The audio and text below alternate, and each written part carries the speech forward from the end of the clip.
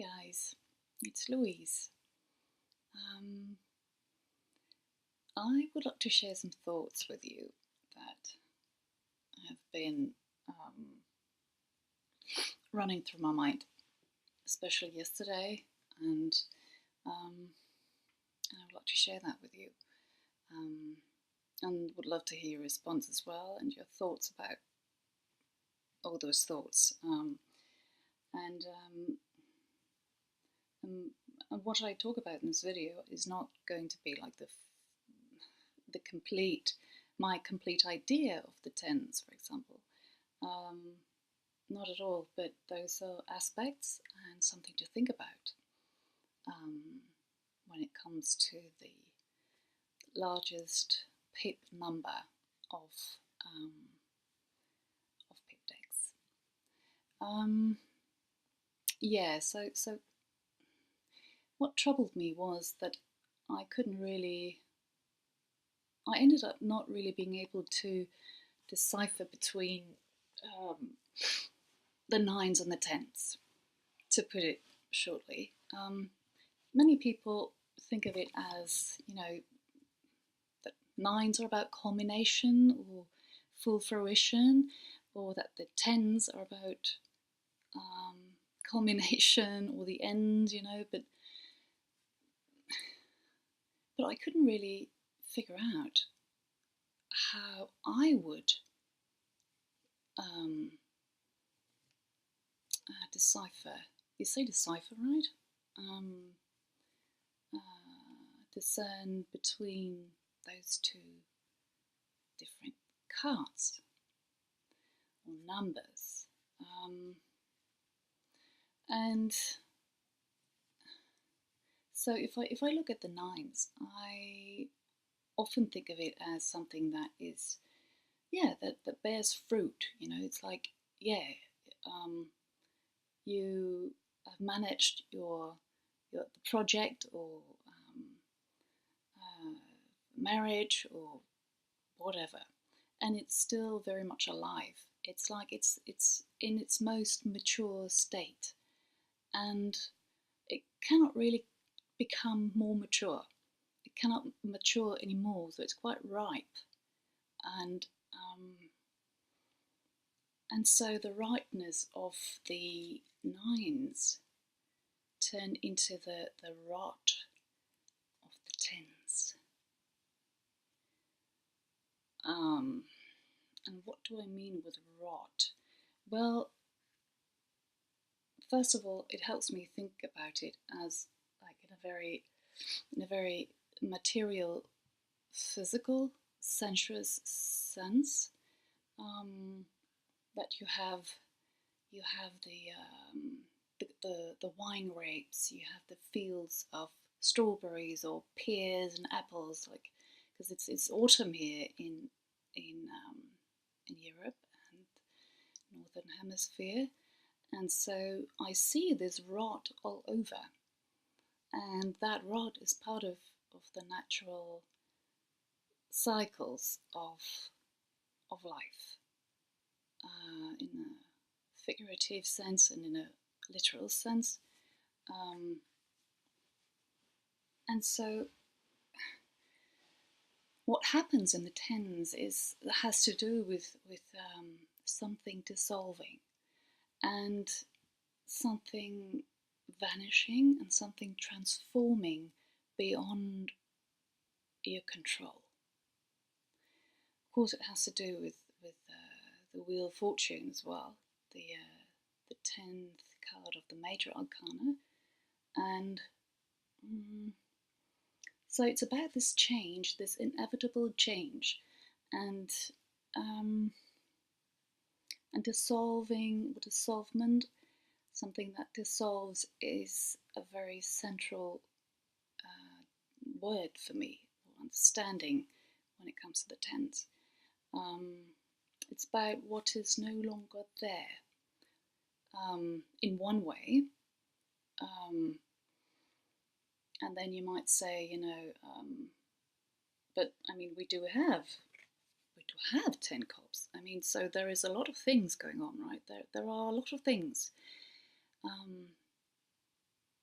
But I was looking at the Ten of Cups in the Marseille tradition of pip decks, and you see there is no organic life anymore in this card. It has vanished, and that led me to think and consider that maybe tens are also about that which is no longer there, but still has a kind of representation in your life, like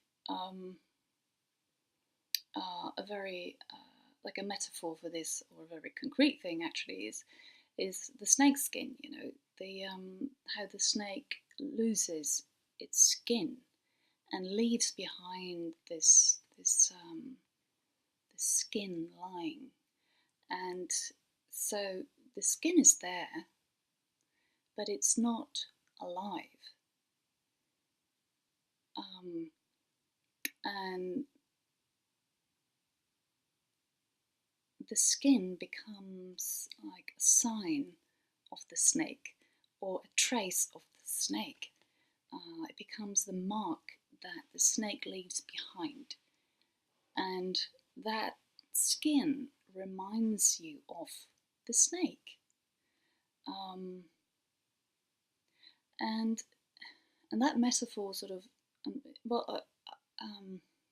made me think about more things, you know, what we leave behind and what we sort of makes representations out of. Like it could be a statue. A statue represents a great king or something, you know, and it could be like a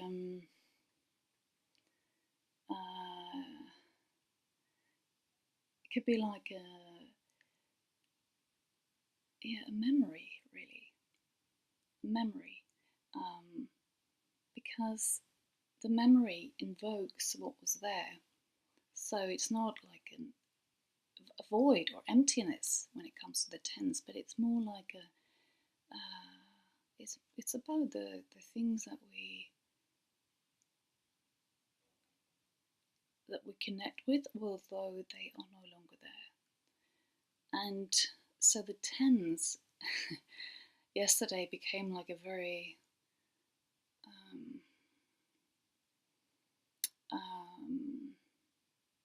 liminal, card for me. The way that I feel that the aces, the aces are liminal as well. And liminal is you know, the thing that is in between, or the things that, well, not the things, but the states of being, or the processes, or periods, or areas that are sort of nobody's land, no man's land, no woman's land.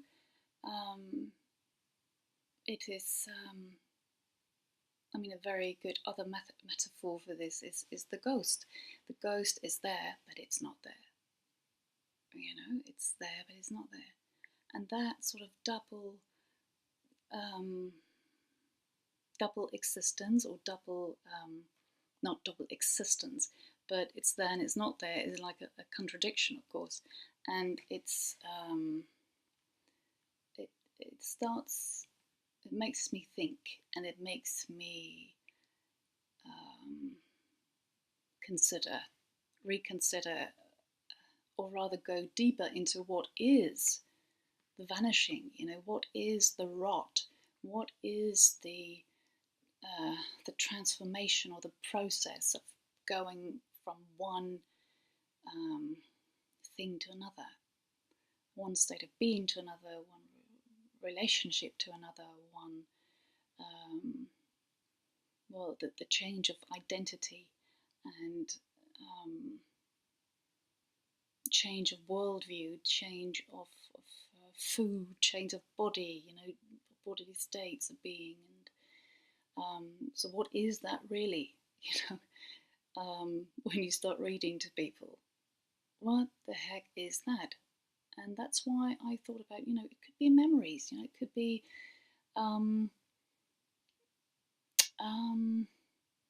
like things that are there but are not there, like the smell that you find yourself addicted to when your partner has left you, that is if you have if you are heartbroken. If you're not, then you really want that smell out of your house, right? But the smell is something that is there, and yet it is not there. It is not. It's not really something alive. It's not the person that you miss. It's not the person that you long for. And so it's fun to play around with those things because a memory isn't there. A memory is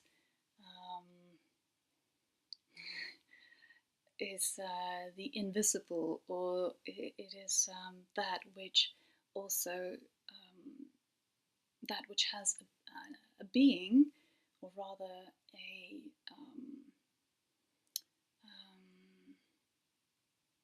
it is a reality, but it is not a reality on the material level of life, or with the so it's about this ontological levels, that what is real and all that. Let's not go there. That would be for a whole other video, if ever that is interesting in this context. But so I feel that I'm rambling a bit, but this is also really difficult to talk about because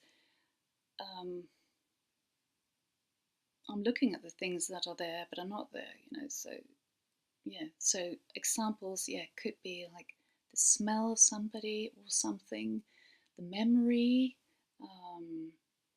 it could be a text, really, because a text represents something else, like language represents things or beings or whatever, but it is also an agent in itself.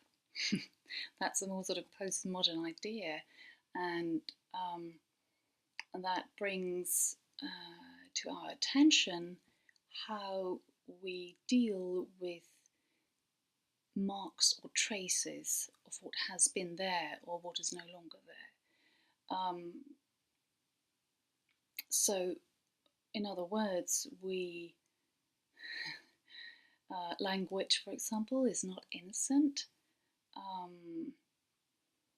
The way that we deal with the past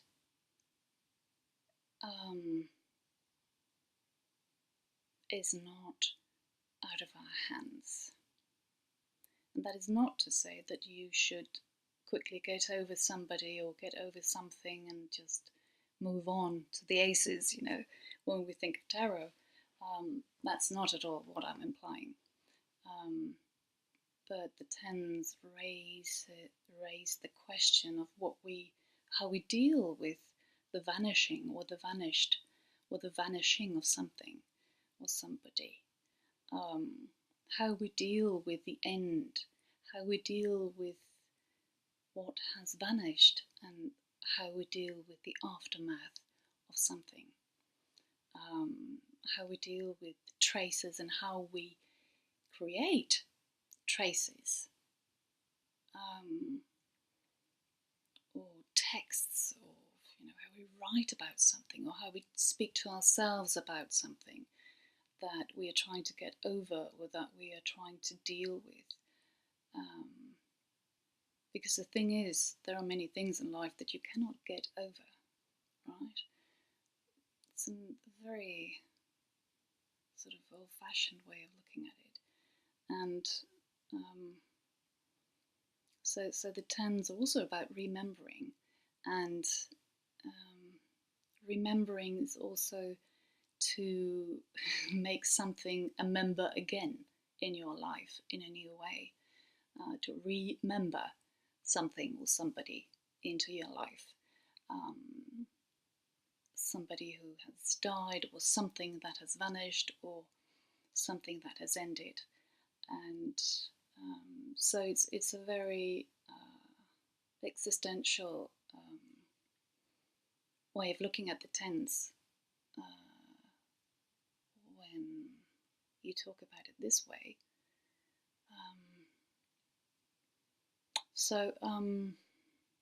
Yeah, let me see. What else?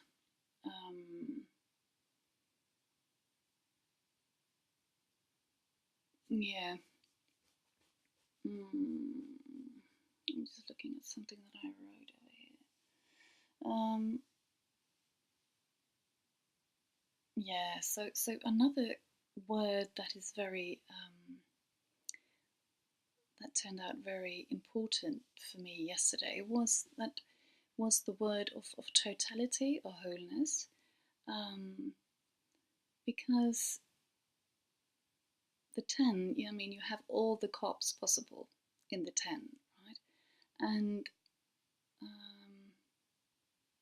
And so it also somehow refers to the collective, and to in that sense to the diminishing of the ego. Could be your identity that is changing or transforming, and that something in your life has ended, or something in your consciousness about yourself or the world, or how you're connected with things and people and the past and the future, everything. How you that you're changing, and that you're part of a bigger picture here, and that calls for a bit of, well, being humble in a way as well. That you are a part of a bigger picture. You are one of all the cups, and that is also the way that the tens differ from the aces, because the aces is also like a totality. There is oneness or fullness, but in the aces it's about the very possibility of something coming into existence. It's potentiality, it's possibility of existence, or it's a possibility of the individual. And then in the tens, it's more like the dissolving, or the diminishing of the individual, and the expansion of the collective. And in that sense, they're both about all or nothing, right?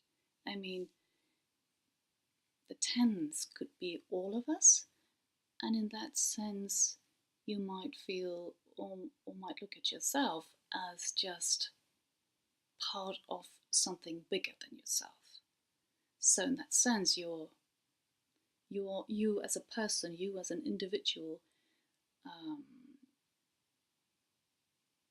gets another proportion attached to it.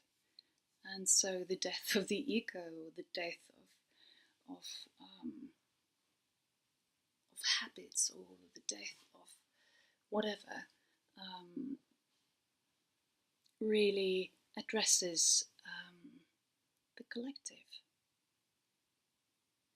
and that the collective is complex and full of individuals, but that individuals are also complex and full of millions and billions of different bacteria, and so the tens are really about complexity and the interconnectedness of everything in life, and that gives you the possibility of getting other proportions, into your life, and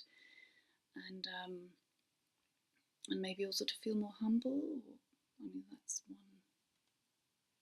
that's one way to go when you start thinking about those things.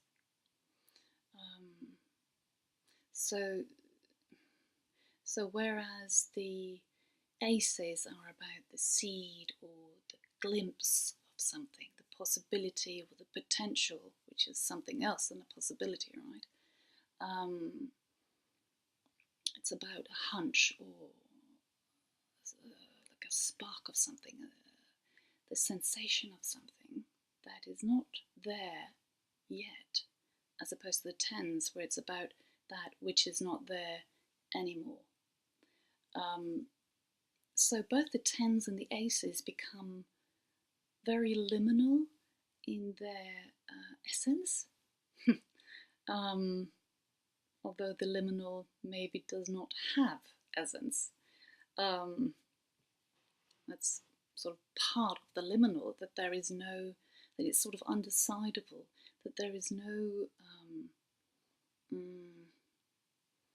that there are no clear limits or distinctions, etc. So, and that's how they connect, how the tens and the aces are connected.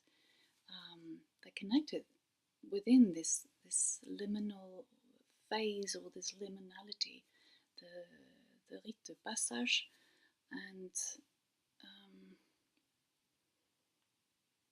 so all that dissolvement in the tens, well, that's very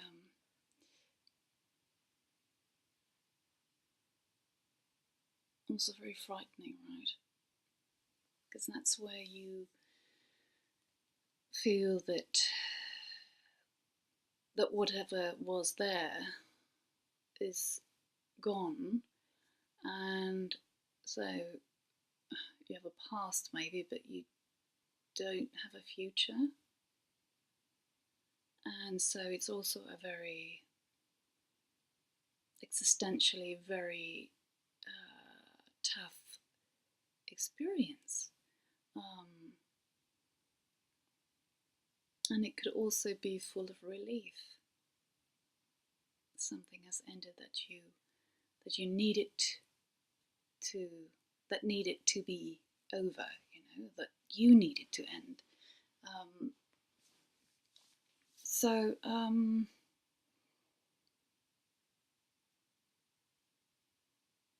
Yeah, let me see. I wanted to read something for you, and it's in light of all this talk about the dissolving or the dissolvement of the ego or the individual in the tens. The tens become also about, also about, in the light of that, they're also about, I mean, who are you? Or who am I? And that this question, or those questions cannot always so easily be answered. And of course they cannot, but I mean, I definitely know of periods in my life where I have felt the black hole, or being sucked into a black hole, not necessarily because of depression, but more as a vanishing point of identity, of ego, of singularity, of personality, of whatever words we have in our vocabulary to determine a person or a sense of being.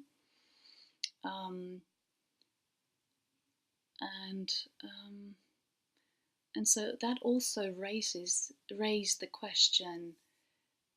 That also raises the question of how well do we know ourselves, and how well do we know other people,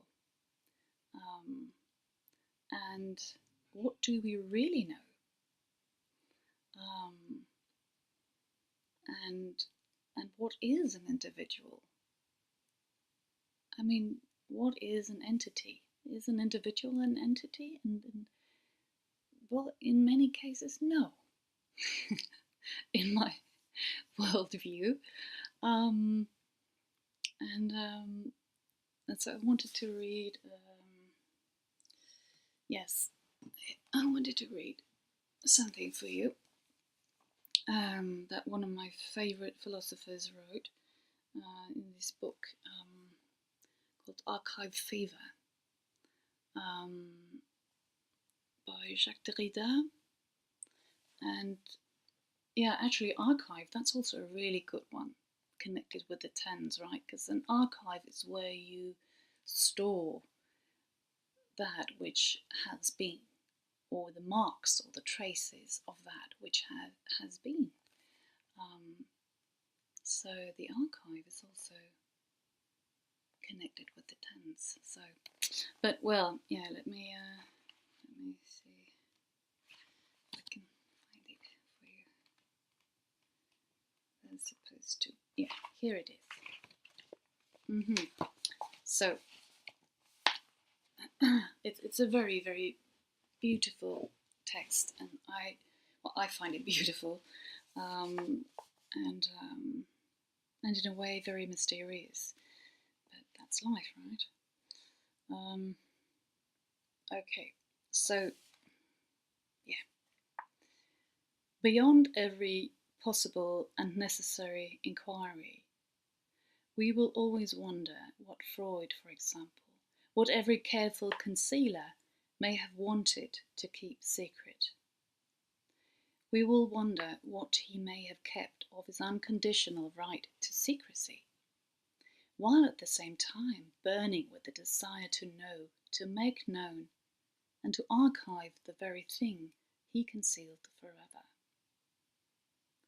What was concealed? What did he conceal, even beyond the intention to conceal, to lie, or to perjure? We will always wonder what he may have burned. We will always wonder, sharing with compassion in this archive fever. We will always wonder what may have burned of his secret passions, of his correspondences, or of his life.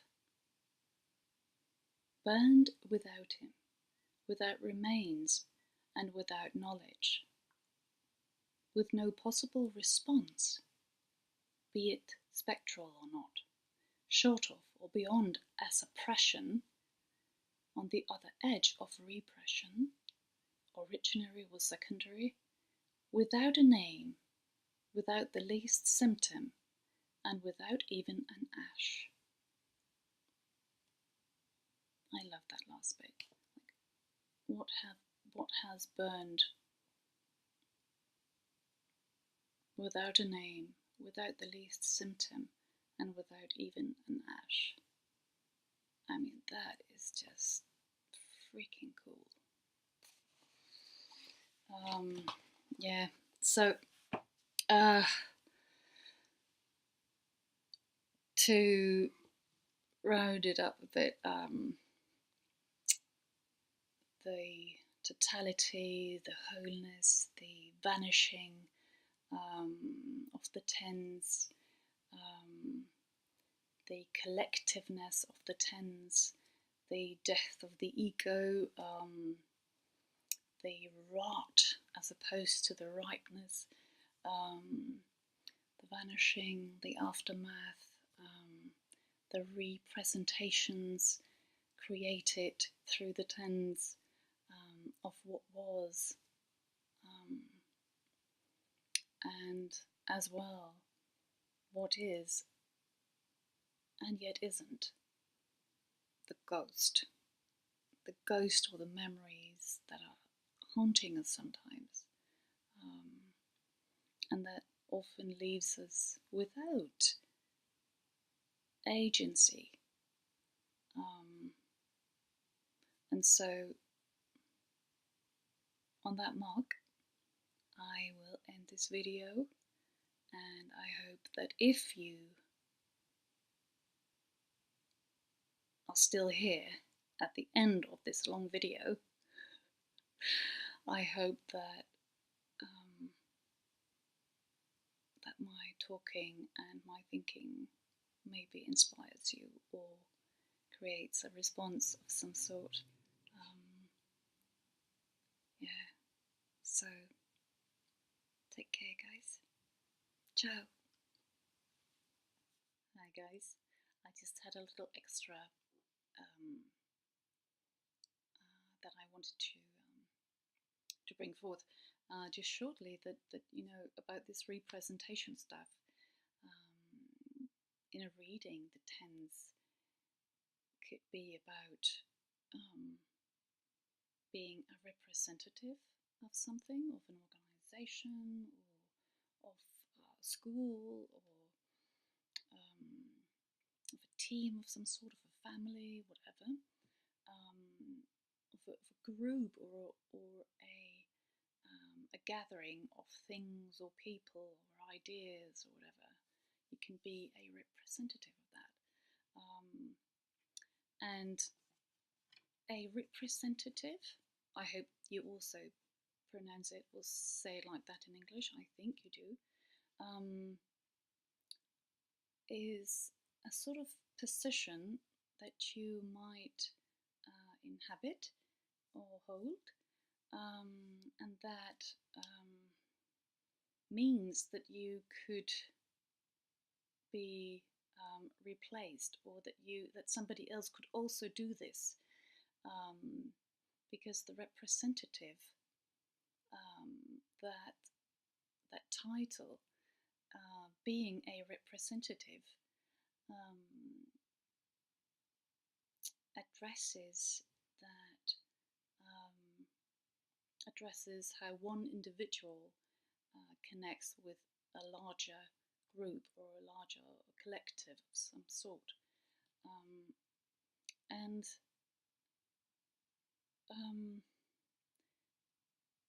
that position could also be inhabited by somebody else. So the tens could also be about this displacement or replacement. Like if you are sitting, for example, if you have a job in a store somewhere, and you are a shop assistant, I think it's called, for example, and you receive the money and you give people their receipts, etc., and then the next one comes and you accept the money, and you have this sort of position or job where you are not necessarily the center of attention, and where your task is really to make the whole thing work as a totality. And I was also thinking about the tens, sorry, as connected with demonstrations, like huge gatherings of individuals, individual voices, thousands of individual voices becoming one voice, becoming a collective, and that is something you can play around with, because that's also, I mean, it could be a very beautiful or sacred thing. It could also be a very dangerous thing if one person doesn't stand out, you know, or if you as a person do not stand out and claim responsibility or agency, or claim your particular voice against the ocean of voices, you know. So There's lots of lights and shadows and everything going on with the tens, of course, as in any of the pips. Yeah, I just wanted to share that final thought with you. And look at that 10 of cups. I mean, the cup is lying down, right? The big one, closest to you. So, guys, the party's over. Take care. Ciao.